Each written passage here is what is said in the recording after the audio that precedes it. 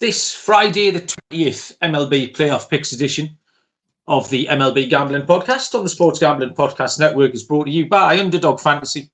Underdog has just added Pick'em Scorches. You can win 100x. That's right, turn $5 into 500 in one game. Plus, every Sunday, they're giving away $100,000. Use the promo code SGPN at Underdog Fantasy for a 100% deposit bonus up to $500. We're also brought to you by Game Time. Download the Game Time app, create an account, use the code CFBX for $20 off your first purchase. We're brought to you by Hall of Fame Bets, the sports betting research platform for parlays, player props, and game lines. Download the Hall of Fame Bets app or visit hufbets.com. Use code SGPN to get 50% off your first month and start making smarter bets today. Finally, we're giving away $3,000 in our NFL Second Chance Survivor contest presented by Corey Pinkston and Barking Dog Properties. The contest starts this week and it's free to enter. Go to sportsgamblingpodcast.com/survivor. Welcome, everybody, to the MLB Gambling Podcast on the Sports Gambling Podcast Network. My name is Malcolm Bamford, coming to you from an incredibly stormy Newcastle upon Tyne in the northeast of England. Today is Friday, the 20th of October, and we are here to have a little look around last night's games, and we've got two more. I think this is possibly the final doubleheader of the playoffs, depending on what goes down. Two games tonight. Joining me is Mr. Scott Reichel. How are you, Scott? How are you? Yeah, doing pretty well. How's it going with you? It's all right, thank you. I woke up this morning, Scott, and it was very, very, very stormy. I'm a grown-up person. I've got a family and children and stuff, but I have to go to work sometimes, like most people. But because it was stormy today, I thought I'm not going to bother going to work. So I went back to sleep, Scott, and I woke up at 12:54 p.m. That like some sort of lazy student hobo type person. I mean, that's a pretty incredible lying for a 48-year-old man. When was the last time you managed to lie until that long? Me? I don't know. Yeah. Yesterday, 2 Oh, days really? ago? I don't know. I'm always a late sleeper. So yeah. For a middle-aged man with responsibilities, I think 6 minutes to 1 in the afternoon might be a world record, Scott. If I check my calendar and I have no podcast scheduled for 11 o'clock or so, I'm sleeping until like noon or 1 o'clock. Like it's just going to happen. Yeah, I'm always sleeping in. Fair enough. So as we sit here, I've been out of bed about 3 hours. So I feel quite I'm bright and breezy, Scott. It's sort of breakfast time for me now, even though it's 4 p.m. in the afternoon. And this storm is horrific. But my internet's holding up so far, so fingers crossed. What we'll do, we'll have a little look into last night's games. A couple of there were decent games. There was bits and bobs going on. We still haven't had a real sort of ding-dong wild lead switching game, but we had a couple of different types of games again last night, Scott.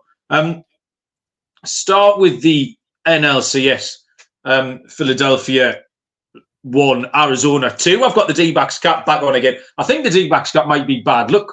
The minute I took it off, they've started winning again. But yeah, it was a much different game, and there was two keys to the game, Scott, for me. Both related, obviously.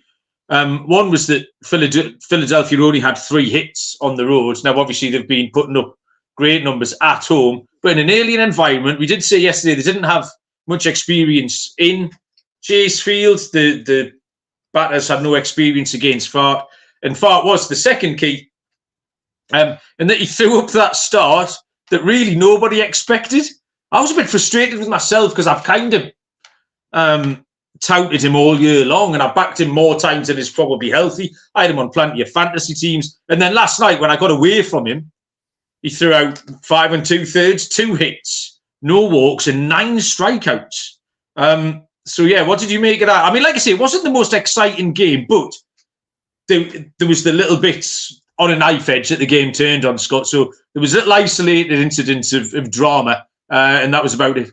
Yeah, for me, the main takeaways was, one, the bullpen usage for Philly. I wasn't really a big fan of the initial use of the bullpen because you mentioned how good Fod was, but Suarez was great too. So it wasn't like Suarez struggled by any means either. But I was a little bit confused by the use of Kerkering, which I thought was a little bit dicey, and he ended up not getting an out. But still, I was just a bit surprised that they ended up going to a rookie in that spot when the entire bullpen was rested. I thought that was kind of weird. Kimbrel did Kimbrel things in the 9th inning, so I can't say that I'm shocked there, but it was really the use of Kerkering in the, what was that, the 6th inning, which I thought was a little bit weird, or was that the 7th inning? Oh, that was the 7th inning. So the 7th inning I thought was a bit weird because they just took the lead off that wild pitch, and I thought, all right, you need a shutdown inning, and they brought in kind of one of the most unproven commodities out of the bullpen, which I thought was a bit odd. Besides that, though, I thought the weird thing for Philly, which the announcers talked about before the game, they didn't take batting practice before the game. I don't know why Philly skipped batting practice. I don't think that made any sense. And they said that the shadows and everything were a bit odd, or just the overall darkness of the arena in Chase Field. I didn't get it. Philly just decided to skip batting practice, and I thought that might have messed up with their routine. Maybe they weren't able to pick up pitches as well as they were in Philly, but 3 hits tells you that they were just completely out of sorts. Everybody was striking out, so clearly there was something with the darkness or the shadows, because even Ranger Suarez struck out like 7 guys, and he doesn't strike out anybody. So I just thought that it was a weird approach for Philly. I don't know if you heard the same thing that I did, but I did hear the announcers talking about it, that Philly just chose voluntarily to not do batting practice, and it appeared to be a really dumb move. I heard them talking about Bryce Harper. They said that Bryce Harper never takes batting practice. He only ever hits in the cage. Did you hear that? Did I imagine that, or have we got our wires crossed between? That I knew beforehand, but I'm pretty sure they said the entire team skipped batting practice, and then that led to a discussion saying, well, if there was one team that didn't need batting practice, it was going to be Philly because of how good they were hitting. But no, like, it's different when you're at home and when you're on the road. It didn't make any sense. Like, I don't know why you would try to mess with your normal routine before a game. If you always take batting practice, then you should probably take batting practice. And I wasn't shocked once I heard that Philly looked, I don't know, half a second behind all of Fodd's pitches. They weren't close at any point of actually getting to him. And Arizona, truth is, even though I did have Philly on the money line in that game, Arizona should have won that game before the 9th inning. They had they had 1st and 2nd, no outs, and they grounded into a double play without the guy scoring from 3rd. Like, it just felt like Arizona was inventing ways to not score with guys in scoring position, and then eventually Marte ended up coming through against Kimbrel. But Arizona, I thought, outplayed Philly for most of the game, and Arizona's bullpen held up. But it was mostly the batting practice thing that I was really confused by, because I really didn't understand the thought process behind it. Yeah, that double play with the bases loaded had me absolutely doing my dinger. I was jumping up and down. I think it was Lourdes Gurriel who decided not to go from 3rd. But yeah, my impression of that was, and this is purely anecdotal, I never see the Diamondbacks play at home at that time, because that's a great time for me to watch. It's sort of 10 p.m. And you all know that I see lots of East Coast baseball. I have to catch up with a lot of West Coast. And I never see Arizona, so that was unusual. And then I saw Corbin Carroll make 1 catch out deep center field, and you could almost see the reflection of the windows on his face. You could see it was just a really odd-looking thing. So yeah, definitely bits and bobs to do with that bit of an alien environment. Yeah, in terms of bets, I mean, lost on Brandon Fart out spectacularly. The big win, or the good handicap, was the Suarez strikeout. We said over 2.5 Ks, which was really skinny, but that had hit 24 out of 24. And then over 3.5 strikeouts, it hit 21 out of 24. He got all the way up to 7, so there was a little ladder there if you were brave enough. I know Jason on Twitter messaged me this morning and said he did find the over 3.5 strikeout prop, so I was delighted there. In terms of the series, Arizona are back into plus 350. Philly at minus 480. Does this change much for you, Scott? I think it changes a little, because I did think Philly was going to get swept, and I did have a bit of money on Philly money line yesterday. Having said that, I basically broke even because I had Suarez out. So that worked out well, because Suarez cruised over 14.5. But I do think for this matchup, it's a weird game that we're about to talk about, because you have 2 pitchers who you don't exactly rely on. I can't remember the last time I actually saw Sanchez pitch, and Arizona's got an opener followed by a bit of an unknown. It's a weird spot for Arizona, because this is going to be one of the longer series they've been in, because 1 is going to be out of 7. But 2, they swept Milwaukee. They beat the Dodgers in 4, but they could kind of choose however they wanted to. They beat the Dodgers, in 3. They didn't lose a game. So this is their first game 4. So now you got to see how Arizona is going to try to stretch out the rotation. They're going to try to save Gallen for game 5. and they'll try to use Kelly in Game 6 and go from there. But we're going to talk about it. Both teams starting pitching-wise are kind of in, I don't want to say no man's land, but they're trying to steal a game, basically, to reset the rotation. It's an interesting spot. And I think you can make an argument that Arizona's got a decent shot to win the game today, and you have a series on your hands.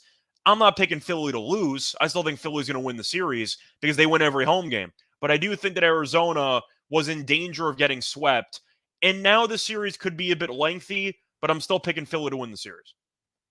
Yeah, I think both managers are going to have to earn their money today, trying to navigate the way around this. We'll get on to those games in a moment. Tip into the chat, say hello to everybody. Trev was first in. Jose. Can't tell if Jose is a fan of my hat or not. Jose is a new name. Riley's here. Daryl wants the Rangers and Phillies today.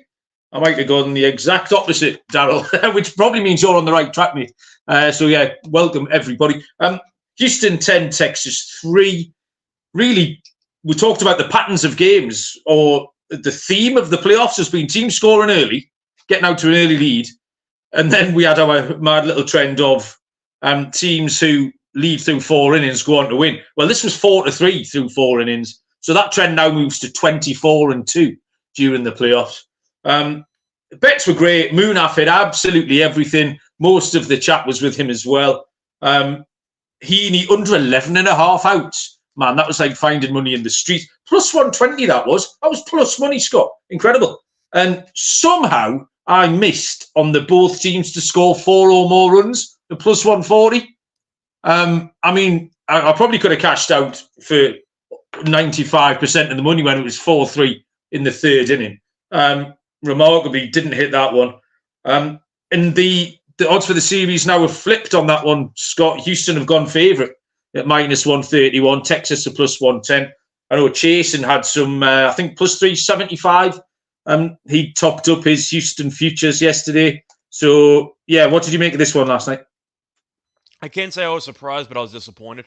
As a Yankees fan, I'm not a Heaney guy. As a biased Yankees fan, because he was really bad with the Yankees. But it really just goes back to Scherzer coming back and how Bochy handled the bullpen in Game 3. I thought that Scherzer coming back was A, rushed, and B, potentially series losing because it changed the entire momentum of the series. Now, I know that you're looking at Scherzer, who's put in a rough spot against Houston, not pitching for about a month and a half, and you could argue maybe he shouldn't have been there at all. But then Bochy, in addition to Scherzer struggling, burned basically the entire bullpen in Game 3 and was just hoping that Heaney would steal outs in Game 4, and then immediately got buried in the 1st inning. And then Texas came back to make it 3-3, and then Dunning was bad too, and the entire bullpen sucked. But I said going into the series, I think there was value with Texas at plus money, but I was picking Houston to win because I just figured that Houston has been there before, and they're going to find a way to win, even though they arguably shouldn't. And it just seems like Houston is not overwhelmed by the moment. They're not going to roll over if things get rough. And I'm worried Texas might. And I do wonder with the veteran core of Houston getting the momentum back on their side. Texas, we saw them fall apart for the division title. We've seen them struggle with adversity over the course of the season. And my concern was the deeper the series goes, you lean more to the veteran presence and you lean more towards the trustworthy option. I don't really trust Texas. People just trust Bochy because he's won titles. And Bochy's been abysmal with the bullpen in the series. So I think Houston's going to win the series. But going in, I thought Houston would probably win in about 6 or 7. It's a must-win game for Texas because we're doing the 2-3-2 layout. So this is the final home game for Texas in the series before they go back to Minute Maid. So they need to win this game. Are they going to? I don't think so. I'm going to take Verlander if I have to choose, but I think that for the series, it really just comes back to Bochy's handling of Game 3. It felt like he got cute. He tried to steal a game with Scherzer, who probably should not have been pitching in this spot. I don't know if you would have started him, but like he was out for a month and change, and you're going to throw him into Game 3 of the ALCS. Like I just thought it was a little bit too risky for me, and it might have changed the entire complexion of the series. So I'm going to lean to Houston in probably 6 or 7. I think Houston wins the game tonight. I know Montgomery's been incredible, so they need to win the game tonight, but I don't trust the bullpen, and even the offense is kind of quieted down a little bit, where Houston's offense woke up, and that's a bit dangerous too. I think I'm leaning to Houston in the series. I hate it, but I'm going to lean to Houston. Right, we'll get stuck into these game twos, throw out some picks. Let me tell you, we have the SGPN Second Chance Survivor, presented by Corey Pinkston and Barton Dog Properties. $3,000 up for grabs, which is winner take all. sportsgamblingpodcast.com/survivor. sportsgamblingpodcast.com/survivor. You've got the Sunday to sort that out. The NFL Gambling Podcast. We've got a review contest. So leave an Apple Podcast review with your favourite touchdown-related bet. And the biggest winner gets a $50 SGPN gift card. Make sure to include your YouTube username in the review so we can contact the winner. Underdog Fantasy, bombing along with the Scorchers. Go 5 for 5 and pick 'em Scorchers. Enjoy that spicy 100 times payout. The deposit bonus continues to be up to $500 for a limited time. $100,000 Sundays, $10,000 to 10 lucky winners each week. The underdog play is mine. Is Josh Allen lower on the rushing yards? He's been a bit banged up, shoulder, head. He's going to be careful. They'll just keep the Patriots at arm length, and Josh Allen will go lower than on his rushing yards. So sign up with the promo code SGPN. Underdog, double your first deposit up to $500. Underdog Fantasy promo code SGPN. Our Underdog Fantasy plays nailed it yesterday. Alvin Kamara, Moonaf took receiving yards. I took rushing attempts, and both cashed bloodlessly. So tonight, 7 minutes past 10 my time, 7 minutes past 5 Eastern time. Houston Astros, Texas Rangers. Justin Verlander versus Jordan Montgomery. James Montgomery? Jordan Montgomery. What's his name? Yeah, it's Jordan Montgomery. Yeah, who's James Montgomery? James Montgomery. Any idea? Is he an actor or something? I don't know. Sounds like a potential politician from like 1760, but I got no idea. So, yeah. He's not a president. He must have been one of your presidents. Houston are minus 105. Texas minus 115. The total was at 8.5. According to Trev in the chat, it's just maybe been nipped up to 9 in the last couple of hours or so. Apparently, he's a musician, by the way. James Montgomery's a musician. Okay. Is he any good at pitching? No. Not that I know of. He's probably worse than Jordan Montgomery at pitching. Verlander 13-8 on the year, 322.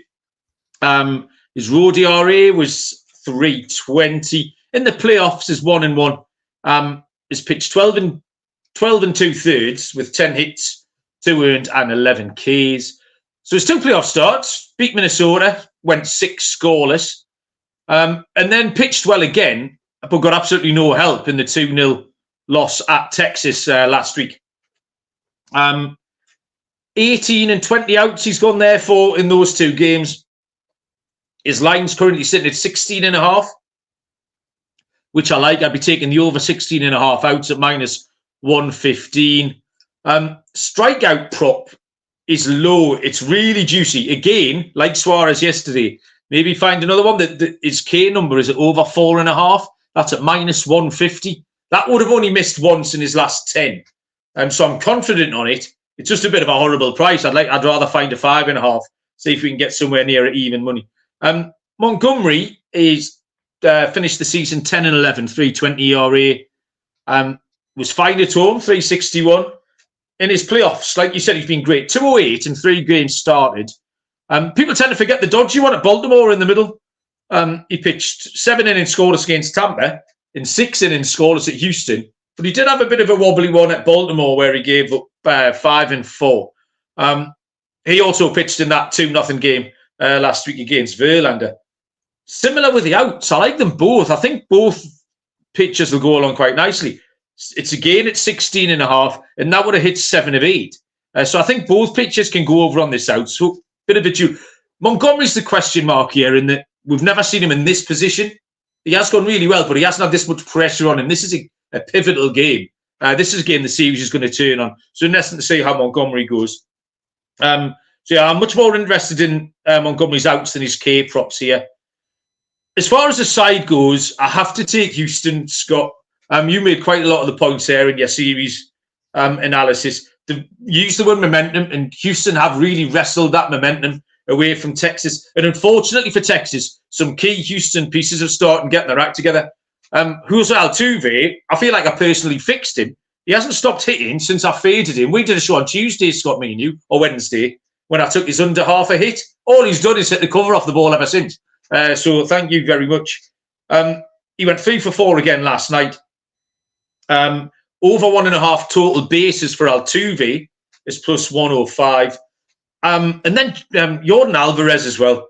2 hits again last night. That sac fly hit 400 feet. Would have gone out in 17 of 30 ballparks. You still shouldn't be pitching to him. Over 1.5 total bases for Alvarez is plus 135. Houston are 4-0 on the road in the playoffs. They're just ticking a lot of boxes. I think minus 105 is a great price. So it's pretty straightforward. But Houston on the money line. Both pitchers on the outs. Altuve and Alvarez total bases. That's all of my plays, Scott. Yeah, I'd have to go with Houston as well. It's going to be a pretty entertaining pitching matchup, at least on paper. But if you're asking who I think is going to blink first, it's Montgomery. Because Verlander's been there, I don't know how many times at this point, but he usually comes through. Verlander has not been good in the World Series in his career, but he has been very good in clutch spots in the CS and the DS and all the way back to his time in Detroit. So I think Verlander's going to outpitch Montgomery in this spot, not to mention the bullpen. Texas had to burn a lot of the bullpen again yesterday. So did Houston because Urquidy didn't pitch well, but I definitely think Houston did a better job of conserving some of their key arms compared to Texas. I think it's going to be a low-scoring game early, but I think that eventually Houston breaks through and wins this game. I think Verlander pitches a gem. Maybe it's because I've just seen it before and I'm going to give him the benefit of the doubt. But I do think looking at this overall spot, Texas team total under, I'm tempted by. I think that Houston, I don't want to say kind of just shuts the door like they did in Game 4 against Minnesota, but I just see them holding Texas to like 2-3 runs. I just think that Verlander's going to go 6. They'll bring in the usual suspects out of the bullpen, Abreu, Presley, that entire group, and I think they're going to pitch well. I think I'm going to lean to the under in the game. I think Montgomery does enough to hang in there. I don't know if he's going to give up like 4 runs, but I think he'll probably give up closer to 2 or 3 in maybe like 5 or 6 innings. But I'll lean under. I feel better about Texas team total under, but I'm going to pick Houston because Houston's a cockroach that you can't kill. And I think that Texas, from what we've seen in the end of the regular season in particular, this team has problems in very, very tense situations. And I feel like they benefited from the Tampa series and from the first 2 games of this Houston series because most people weren't giving them much of a chance. And I think that even though Tampa was a team that we kind of criticized as being fraudulent, I think most people thought Tampa was going to win that series, and Tampa was favored. And Texas went out there and said, well, we got nothing to lose because people aren't going to pick us to win. So we can play freely and do what we want to do anyway. And Tampa couldn't hit. Same thing with the Houston series. People walked into it and said, well, Houston's been there before. It's going to be in Minute Maid. Let's go out there and let's have some fun. And they ended up winning 2 games. Then they had the pressure on them because they had a shot to win the series in Texas. And they immediately no-showed 2 games. And I saw with how they choked the division away, I don't trust this team when the pressure's on. And I do think that the pressure is all the way on Texas. It's going to come back to bite them. I think that you're going to see Houston win this game. James Montgomery plays in goal for Gateshead, Scott. Gateshead shares the river with Newcastle. So Newcastle's on the north bank. Gateshead's a town on the south bank. 5th tier football team, playing well at the moment. James Montgomery's their goalie. That's how my mind's working today. Too much sleep, I think. Mr. Heat's asking about Verlander earned runs, 2.5. I'm seeing a line, Mr. Heat, at 3.5 on my book. And it's a little bit chalky, as you'd expect. So I think that number's right on the money. Minus 166 for the 3.5. I mean, that's on a knife edge, that 2.5 on Scott. Any thoughts on that 2.5 earned runs? I think Verlander's going to pitch well, so I'm going to lean to the under. Once again, I think that Texas offense, you mentioned how they no-showed the last 6 innings because you had both teams to score 4+ runs. But Texas, once again, I have to point out, I'm impressed they made it this far, and I do think that, once again, they have talent on paper. But the bullpen and how Bochy's handled the pitching staff, it's been disastrous as the series has gone on, and I got to bring it up because Bochy gets a lot of the credit for taking this team this far. But I think as the series has gone on, he's pressed all the wrong buttons over the past 2 games. Josie has gone for Astros and the under. Okay, we'll move on to the next game. Let me tell you first about game time. Game time. Do you feel the same way, by the way? Do you feel the same way that Bochy's kind of pressed all the wrong buttons the last couple of days? It feels that way, doesn't it? I just don't think he had that many options, really. I think starting Heaney, I wouldn't have done. But that's obviously in hindsight. Mate, so much of these things are obviously hindsight. in hindsight. The Brandon Farr thing last night. Sorry? Would you have used Scherzer in Game 3? Yeah, I think I would. When you were saying that earlier on, I think I would. He'd thrown a live BP on Saturday, 65 to 70 pitches, which is fine. So you could get away with using him. And it just didn't. Again, if he'd gone 3 scoreless or 3 2/3 scoreless, you would have been fine. There's so much, and I know it's obvious to say, but the results kind of cloud people's judgments. And we saw that with Brandon Farr last night. He's getting booed. Torey Lavello was getting booed when Farr comes out. I'm now reading articles this morning telling you what a great decision it was. And that's purely on the outcome. Like, those articles wouldn't exist this morning. If the outcome had gone the other way, they wouldn't have said, oh, it was a great decision, but it went wrong. So, yeah, it's pretty tricky. Pretty tricky, Scott. Where are we going? Game time. Tickets for anything you like. I thought the Philly fans were buying up plenty of Arizona tickets last night and leaving the seats empty, doing that on Game Time. Sport, music, comedy and theatre under control, so you can stop worrying about the event and start looking forward to it. Basketball, baseball, concerts, all sorts of things. And the Game Time guarantee credits you 110% of the difference if you find tickets in the same section and row for less. So download the Game Time app, create an account, use the code CFBX for $20 off your first purchase. Terms apply. Create an account, redeem the code CFBX for $20 off. Download Game Time today. Last minute tickets, lowest price guaranteed. And Hall of Fame bets, helping you win bigger by betting smarter this NFL season with Hall of Fame bets, the sports betting analytics platform for parlays, player props, and game lines. Research, NFL, NBA, MLB, and soccer. The optimizer tool is a beauty over on Hall of Fame bets. Hit rates broken down by a leg, expected probabilities, sorts all your players out for likely value, etc. So stop betting in the dark. Join 30,000 users researching the Hall of Fame Bets app to craft more intelligent, data-driven parlays.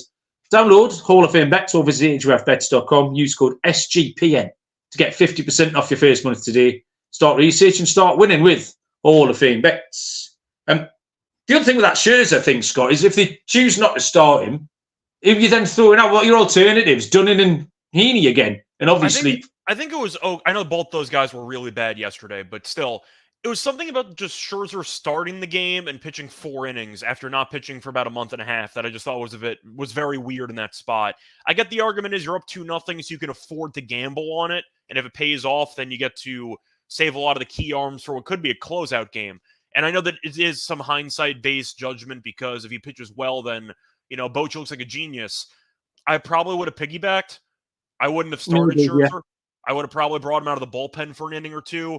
I can't believe he was pitching into the 4th and 5th. I would have pulled him as soon as he started struggling. So I thought they kept him in too long, and I just wouldn't have started him in the game. So now the counterpoint is he's getting paid so much money, and he's been in so many big games. You got to kind of show him some faith, I guess. But I wouldn't have started him, and I wouldn't have kept him in that long. I would have let him go about 2 innings out of the bullpen. Managerial decisions very much to the fore in this next game, which is a 8:07 Eastern first pitch. Philly at Arizona. Philly with Christopher Sanchez on the mound are -135. Arizona with Joe Mantiply at +115.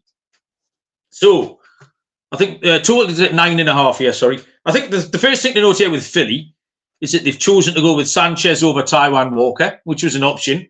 Well, like I say, it seems like forever since we handicapped Christopher Sanchez. I was quite sweet on him in the back half of last season. He had a 3.44 ERA. He had a 2.08 road ERA in 5 games started. He was up from July, and he was really steady. It was very hard to find any patterns in his game log. But I must say, -135 about someone with a lot of question marks is not hugely appealing. Joe Mantiply is going to be used as an opener here. Did that job 3 times this year. Maximum 1 inning. That's all you're getting out of him. And again, I think a big part of this is going to be the left-on-left thing. You get Schwarber, you get Harper. So that's Mantiply's job, is to get through to the second inning with a 0 on the board. After that, I thought it might be Ryan Nelson. This is absolutely apropos of nothing. This is purely my own research. And then asked Scott about it. Scott said he saw a report that said it might be Slade, Cecchioni. They're going to throw everybody. Everyone's getting chucked tonight. So we'll just see. And everyone's going to be on a very short leash. So, yeah, there's no pitching props at all, particularly. This was a really tricky game to handicap for many, many reasons. Similar to last night for me, Scott. I'll put some faith in Sanchez. I think he's all right. Didn't mind him at all. And for Arizona, it's just going to be a parade of relievers, all throwing at max effort. We just talked about Philly having 3 hits last night and the weird batting practice thing. Alien conditions to them. The first 5, under 5.5 is my first play, is -125. It's just half a run on the right side. I think if Mantiply can get through the first and then a couple of relievers can follow him, I think we'll be all right. In terms of players, nothing for the pitchers because there's not an awful lot. There's no body of evidence to work on. There's no lines out there. I've just gone with hot and cold players. Ketel Marte was great again. He looks really comfortable at the plate at the moment. I just, when he was stood when he hit the walk-off last night, you just had a kind of feeling. He always looked like he was going to be able to dump one into there. Pretty under control. Over 1.5 total bases for Marte is -115. And my other one, I've stolen off you, Scott. I saw you. You were tweeting about him last night. You were in our little Slack chat. Alec Bohm, under 1.5 total bases is -120. And I think on the side, I've got to take Arizona. I think they're too big. This is a match. This is a -110 each of 2. I think, particularly with the pitching matchups. So Arizona at +115 are a little bit too big. Maybe, Scott, I'm just hoping that they get it done rather than believing they will. What do you think? Yeah, so first of all, with Bohm, I have criticized him for weeks. I don't think he's any good, at least offensively. And now he had a decent regular season, but in the playoffs, I can't believe he's still batting 4th. He had an infield single last game. Congratulations. Like, he's not even close to doing anything productive. He had what do you have, like a 2-run double when the Phillies were already up like 6 runs in game 2? He hasn't done anything. He has defended 10 times better than I thought he was capable of. Because he was terrible all year. The playoffs, he's defended really well. Yeah, but offensively, once again, he's supposed to be the guy giving protection to Harper. They keep walking Harper because he can't hit. So he's giving them nothing out of the 4 spot. And you have Castellanos batting 7th. Like, I don't understand part of the lineup, but they got to switch some stuff around. So I agree with you about Bohm. I like the under 1.5 bases there. I agree with you about Marte because Marte has looked dialed in more than anybody else in the series. So I like him. There's no doubt in my mind that he was going to hit the walk-off hit in the 9th inning against Kimbrel. So I just expected that to happen. But looking at this overall matchup, I agree with your overall assessment. I think 135 is a crazy price. Now, the argument is Arizona's bullpen's not any good, but Philly's bullpen, I think, is better, obviously. But you're looking at the overall price, and Sanchez has not pitched in a single game since 1 inning against the Mets on September 30th. It's been 3 weeks since he's pitched in a game, and now he's in the desert in hot weather in the playoffs. I do not have faith in him in that spot. Now, you mentioned Walker. It wouldn't shock me if they piggybacked. If they ended up starting Sanchez and then they end up using Walker after maybe an inning or so, and they try to piece together 5 innings combined. We'll see how that goes. Now, you mentioned that Mantiply is going to be getting the start. Technically, he's going to go about 1 inning. He's kind of been terrible in the playoffs, so I don't know if I actually trust him to get through the first inning because he's got an ERA of 9 and a whip of 2 in 3 playoff innings, and he's walked 3 guys. So he could get blown up in the first inning. We're going to see what happens. But I do think for the sake of this price, I have to lean to Arizona. I can't lay 135 with the starting pitcher who hasn't pitched in 3 weeks. Like that just can't happen to me. It's why I thought Scherzer was going to get buried, and that's why I think that Sanchez is going to struggle. Now, Arizona still can't hit because they stranded everybody on base yesterday, and eventually they just had enough opportunities that they got one across to win the game. But the clutch hitting for Arizona has not been there either, even despite winning the game yesterday. I do think Philly's going to look better offensively, but I think the price is off. I understand why Philly was around -130 yesterday. I don't know why they're a bigger favorite in Game 4 with a more unproven commodity than they were in Game 3. The price is off to me. I'm going to lean to Arizona. I hope I'm wrong. I hope Philly wins the game because I got them to make it to the World Series. But for the price, I can't lay 135 with a guy who has not pitched in three weeks. Like, I think that's an insane price. I think Philly should be favored minus 115. Something close. But 135? No, I got to take Arizona at that price. Yeah, that's it. I completely agree with it. It was more of a handicap on the. Sometimes you do it on the numbers, and yeah, that was absolutely one of those occasions, Scott. Yeah, I think we've covered it, Scott. Have you got anything else you want to point us towards? Not really. Did you see any outs props for Sanchez? I doubt they have him up. If I had to guess, I think I Sanchez did. You is too know, unproven. I'm assuming there's no outs. I like the under on Sanchez outs if you could find it. I think I did. Give me 1 second. I'm looking it up. I did not.